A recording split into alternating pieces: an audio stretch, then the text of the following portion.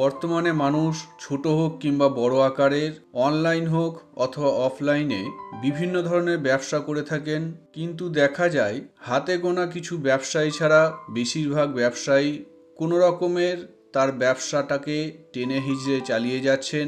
তাই আজকের ভিডিওতে আপনাদেরকে শেখাবো আপনার ব্যবসায় কিভাবে আপনি উন্নতি করবেন তার উপায়। শনিবার অথবা মঙ্গলবার স্নান করে পরিষ্কার বস্ত্র ধারণ করে যে কোনো সময় শ্মশানে গিয়ে অপেক্ষা করবেন।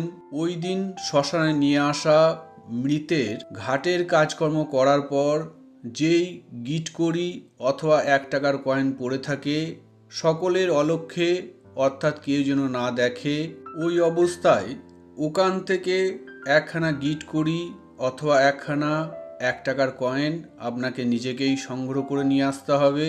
সংগ্রহ করা কড়ি অথবা 1 টাকার কয়েনটা ওই দিনেই আপনার প্রতিষ্ঠানের ক্যাশ বক্সে, অথবা ধরুন যদি আপনার কোনো প্রতিষ্ঠান না থাকে সেই ক্ষেত্রে আপনার মানি ব্যাগে রেখে দেবেন এবং প্রতিদিন ত্রিসন্ধ্যার সময় হাত পা ধুয়ে একটু গঙ্গার জল গায়ে ছিটিয়ে নিয়ে বাঁ হাতের তালুতে অল্প একটু গোলাপ জল নিয়ে তার মধ্যে নিয়ে আসা কুড়ি অথবা 1 টাকার কয়েনটা রেখে ডান হাতটা দিয়ে কুড়ি অথবা কয়েনের উপরে রেখে মনে মনে মন্ত্রটা 11 বার জপ করে আবার যেখান থেকে কুড়ি অথবা কয়েনটা নিয়েছিলেন ওখানেই রেখে দেবেন।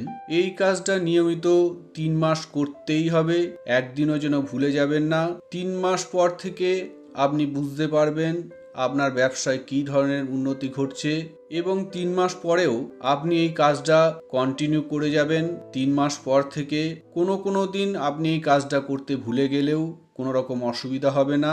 এই কাজটা করার আগে মন্ত্রটাকে সিদ্ধি করতে হবে। মন্ত্র সিদ্ধির জন্য যে কোনো দিন দুপুর 12টার সময় নির্জন 3 রাস্তার মাঝে রাস্তার ওপরে চোখ বন্ধ করে বসে মনে মনে মন্ত্রটা 101 বার জপ করলেই আপনার মন্ত্র সিদ্ধি হয়ে যাবে।